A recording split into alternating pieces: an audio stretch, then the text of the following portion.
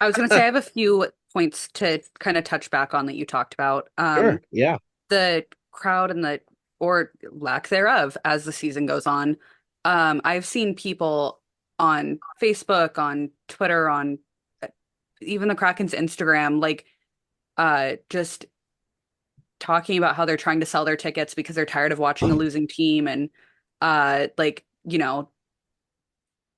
try complaining about having a 7-year contract for season tickets and this, that, and the other thing. So that's something that I'm seeing a lot of, and I think that that's definitely contributing to the lack of a crowd.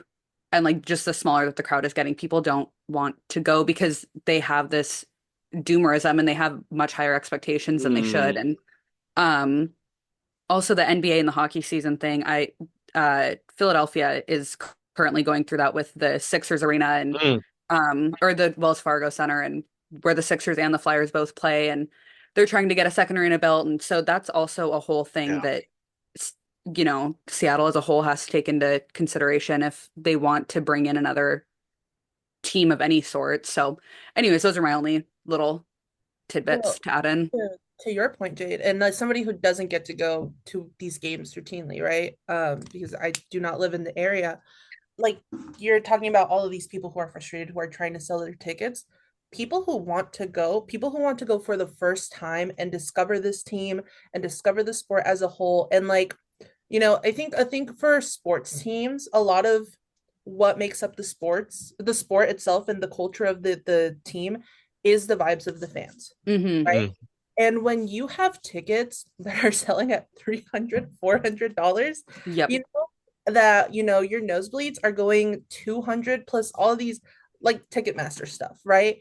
Like you're obviously the vibes are just not going to be good. The Yeah. people who want to be there aren't able to be there, and the people who don't want to be there can't get out of the contract to be there. So Hmm. yeah, it's like Yeah. frustrating all around. I think I love this team.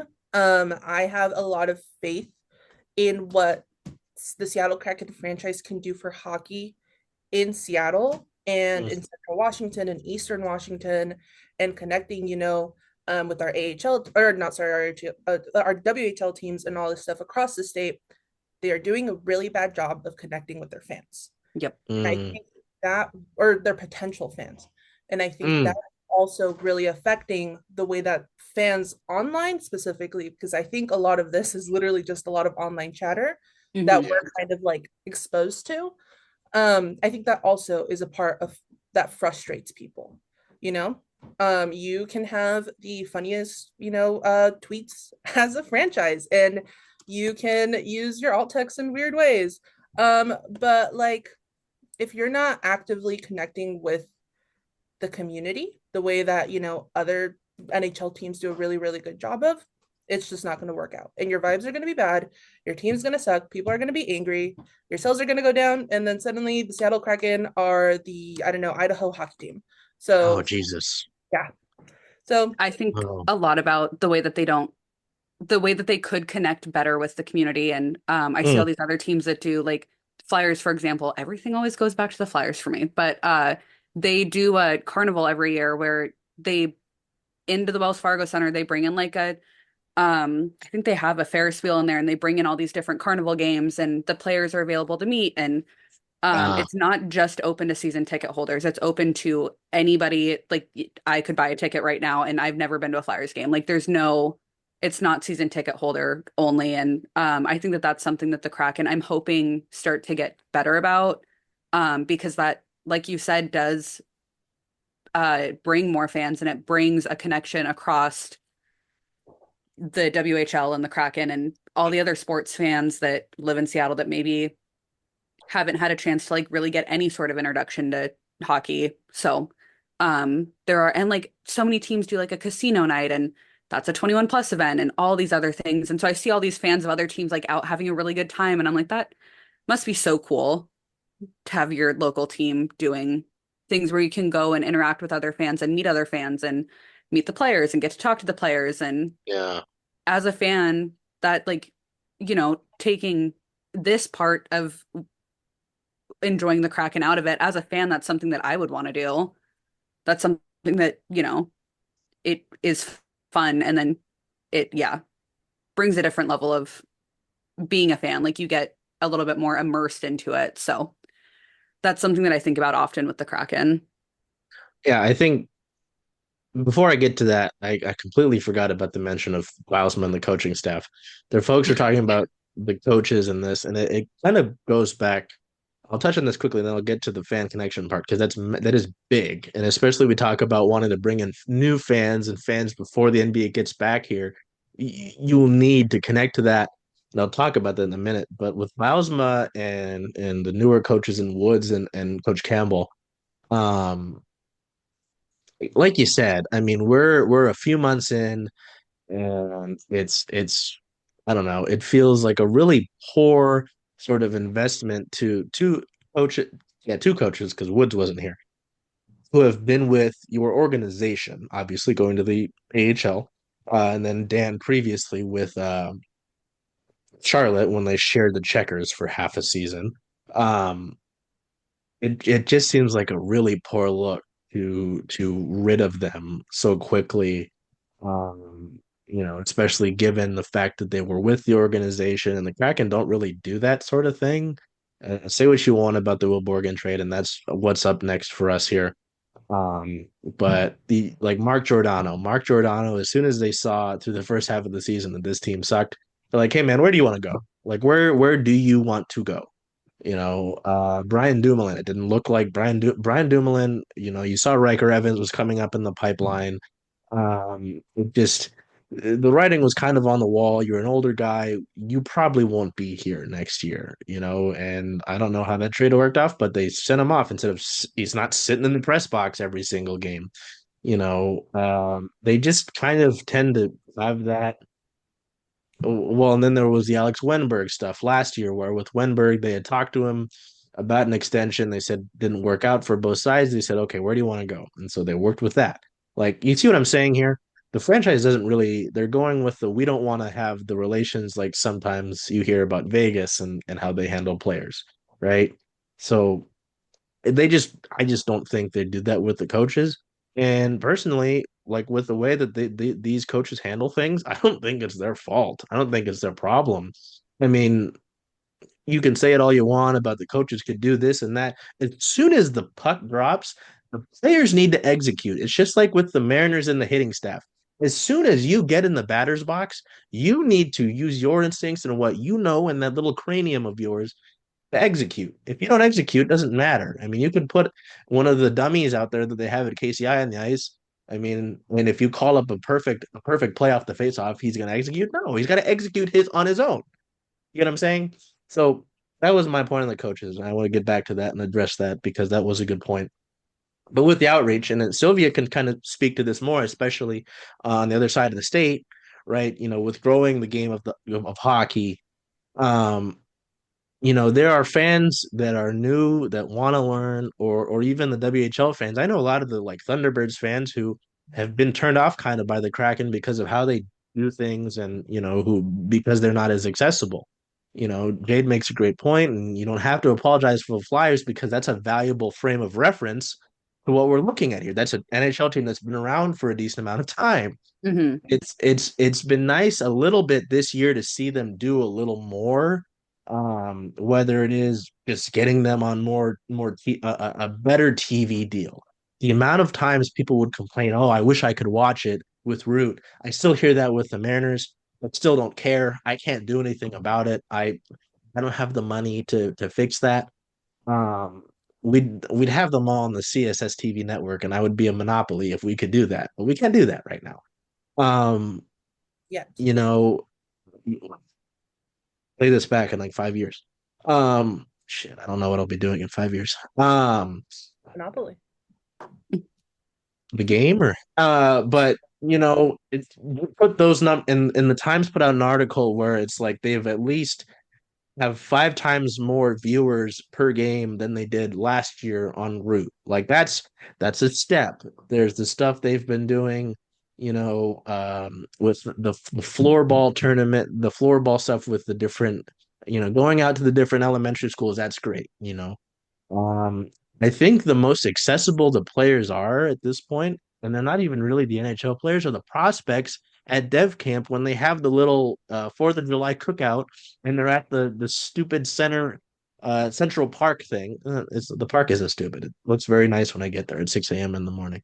Hmm. Um, like that's the most accessible. You could cite the people that go and get autographs after practice, but the players aren't required to stop, right? And then you deal with other folks who are getting 18 things signed. They have to get um, 34 pictures and 34 pick. I almost said something that would have been not nice to a friend of Silvia's and would come back. I think Charlie would kill me. And I don't want that. You know what I mean? Like they don't really have those events as Jade mentioned. And if they do, it's like the um the pop-up in Bellevue at the team store. Any of these folks can get to Bellevue. I get to Bellevue Square Mall. I don't remember the last time I went. They look at me like I'm poor. I am poor, but Jesus Christ, like get them, in the Mariners do the caravan where they get them on a truck. Or I don't know, it's like an RV, and they go around like Southern Washington. They go into Eastern Washington. They stop in Central Washington. Do that. Some of these guys don't do anything in the off season. They're hockey players. They're not that deep of human beings usually. Like you can get them to do these events. They only take a few days. I do think that is a big thing, and it has improved a little bit with the ticket prices. I know they have tried to work some new deals in, but yeah, I mean, like you said, when it's as ridiculous as it has been, especially last year, for using last year's model where it's on Root Sports and the ticket prices are redonkulous. Um, I can't watch them. I can't afford to get in. Why do I care? You get the families involved. You're able to bring in your kids. What the Phoenix Suns, and I don't really pay attention too much to the Suns franchise, so I don't know if that's like the one good thing they've done. I know KD's there. Um, where they have the value menu. Everything's $2 on the value menu now, right? I don't know if you guys saw that, but like I that's did. huge, right? Hmm. I mean, even when I'm there, if I don't like the medium meal, which isn't very often, I have to spend like usually at least $10 to get $10. It's wrong. At least $20 to get something that will fill me up for the night, Hmm.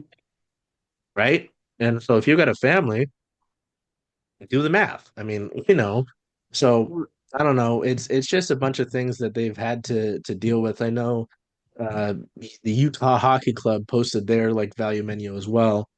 And I know the Kraken have and like just wandering the arena. They have a few different things, but there are just too many barriers to that, to ways to grow that.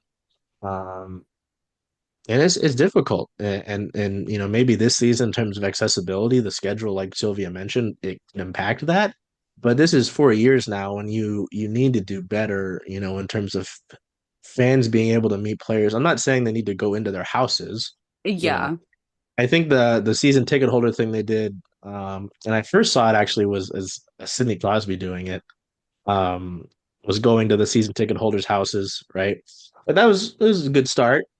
And that just adds to what I think this past year, well, this current season of some ways that they have been improving that. And I won't say if it's like a higher sense of urgency. I'm sure they could do more.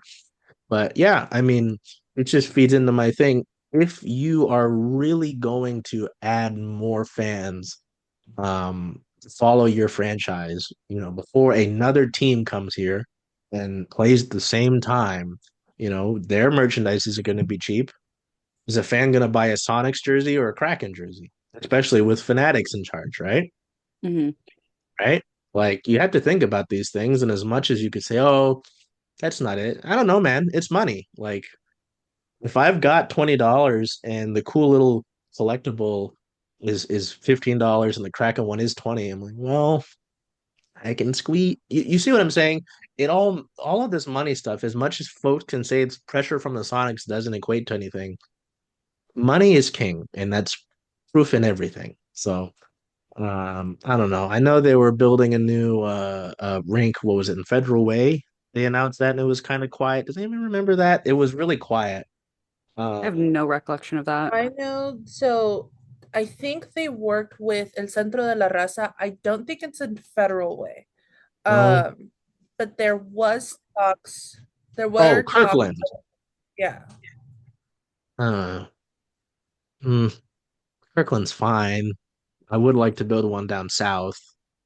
You know what I mean? Like The best maybe rink that that's we have down here is there's Twin Rinks in Tacoma, which they're open pretty late. They do like a late night Friday open skate, which is pretty cool. oh, It is sub-zero degrees in there, which I know rinks are cold, but like it's extra cold in there. Um, and then there's the Sprinker Recreation Center in Spanaway that has a rink, but same thing, it's not open skates are few and far between there. yeah. Um, and neither of them have ice that's that great. I've skated at uh, KCI, I've skated at both of those places, and I also cannot skate very well. I want to throw that out there. I'm not good. So I definitely notice a difference at KCI versus the two that are down here though. Yeah, I know there's an ice rink in Federal Way. It is mm, ran by El Centro de la Raza, which okay. goes back to that connection of family. Um There's an ice rink in Federal Way. yeah, it's ran by this in English Yeah. it translates to the center of all races. But yeah, it's brand new, I'm pretty sure. Like I know that there's like a normal roller skating, but I'm from Federal Way, so that's why I'm confused because I know that there's a normal roller skating rink there, but I don't think I've ever it's seen the a. roller skating rink. Okay, I'm totally confusing it. El Centro de la Raza has talked about creating an ice rink. Oh, okay, Ah, okay. Yeah, along with their skate rink. Okay. I work at a nonprofit. I saw their plans and I just totally confused it. Totally That fair. being That's why I said, was like, wait a second. yeah. That being said, though, going back to the whole family thing, I do know that we have to move on to Will Borgen, but like sure. I think this is a really important conversation that I don't think is being talked a lot about, other than just the frustrations around this team, is going back to the whole family thing, right? If you do, Mm, you have the Kraken connecting, like they go to all these young schools, they go to elementary schools, they get these yeah. kids super pumped up to go to these games, to be fans. A lot of these kids do not have English speaking parents, or like here in Yakima, when was it? On Saturday, yeah, Saturday, we had a Kraken learn to skate. So Mm, team like Kraken staff came down here to Yakima to our incredibly shitty rink, and they taught some toddlers how to skate, and it was very beautiful. I like watched them walk in with like their sticks and stuff, and my little brother was losing 7-0 to a team. So like they are doing, they not, we've talked a lot about, how they could be doing better. They are doing things. But mhm. going back to the family, it's in the United States specifically, and I say this, somebody who's like really gotten into studying this just through Los Kraken and trying to do all of that stuff, you no longer have parents, kind of giving kids their fandom to their children. It's kids who are surrounded by other kids who also play the game, who have, Yep. watched the game. They're taking their fandom to their parents and saying, "Hey, I want to be part of this. I Yep. want to go watch this game." Joy Decord just came to my school. We had an assembly. I want to go watch them live. And going back, most parents, especially in Southern Seattle, in those areas, they're not going to be able to afford, again, going back to those tickets, to those meal prices, to that language accessibility Mm, the sport. And I think as a sport, like the NHL as a whole is doing a lot better, especially when you see things like Los VGK, you see things, I think it's hockey night, Punjabi hockey night up in Canada. Not oh sure. yeah. Yeah, I'm not. I know the Canucks did one, I think. So it's like there are teams doing a lot better at trying to include all of these, um, all of the folks who can and should be watching and should be a part of this game. The Kraken are not one of them. And I think like that's also a big part, is going back to, Jade, they have to be part of the community if Hmm. they want the vibes to be better as a whole. I keep saying vibes. I think it's like easiest, the most elementary way to say this is, if you want fans to be excited, then you have to go out there and create fans. Yep. Um, kind of last thing that I'll say about that, the ticket thing. I went to a game this year as a fan, and it was me, two of my best friends, and then one of my best friend's boyfriends. They flew in from Alabama for Thanksgiving, and whatever, we went to the game. It was both of their first times at Climate Pledge. Me and my friend that lives here, my roommate, we'd been to a handful of games last season, but the tickets, even then, it was like almost $100 a ticket, which is relatively reasonable, but we were way up at the top of CPA. So like again, reasonable. If you have any sort of, it's high up there. Like I'd never been up where I was, and there was a little bit of like vertigo happening with how steep it was. So personal complaint, but even then we didn't get food inside of CPA. We went and found a cheaper restaurant around the corner beforehand, and then, going in getting even a soda, I think is like $5 or $6, just a normal can of Pepsi at Climate Mhm. Pledge. So yeah, the financial aspect of it is definitely that just adds into the inaccessibility of hockey, which is something that I could talk about for 24 hours straight and not get tired. But all of that just continues to add in frustrations and, people them not being able to grow the game. The game's not going to grow if it's not accessible. Full stop. And they're, like you said, definitely doing a lot better. The NHL as a whole is doing significantly better this year, which is really nice to see, but it just there's still so much room for improvement. So it's frustrating seeing all these fans that are upset because the Kraken aren't doing well, but then they're not going in and supporting because they can't afford to, or, whatever the reason is. And there needs to be kind of a bridge in the community between the Kraken and the fans Uh, that I just feel like it's not quite happening the way that I expected it to, I guess. mm, no, I mean that it all makes sense. All of this makes sense. I want to say the reason I'm okay with this content, like, so I know we don't have a time limit on this thing. I don't want to keep us all here all night, but it's because this does matter. I mean, like, as much as people, you make your one-off comments about the Mariners and their frustrations, like when they are winning, they are, let's say, it is pretty damn electric, and that came with because they were winning, they had great teams, they had fun players. Ken Griffey Jr. is your favorite player's favorite player, all that sort of thing. When so many of these people now who are adults, grown ass adults, were kids, and they were able to get in so cheap. Obviously, prices go up, inflation, blah blah blah blah blah. Blah. I'm not that old. Um, but yeah, it does matter. It very much does matter, and like you talk about the crowds, you both talk about the crowds and getting in and your personal experiences as well. I mean, the things I'll remember from year one and year two, they got their ass whipped. It was like 7-2 or something. And Jordan Eberle was like, "Oh, well, they were still cheering for us after the seventh goal." That goes away if you keep losing, for one, and for two, you just like you stay stagnant. You don't go into the community. You don't do anything to build and thank those fans who are coming in, right? I mean, if it's just, hey, thanks.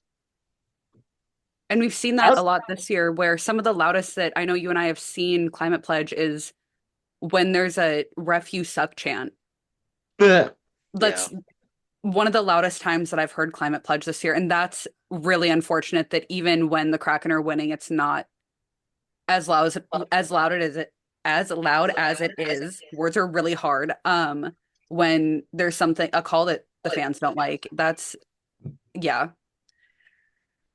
It's a No, little I bit mean, disheartening to see at this point.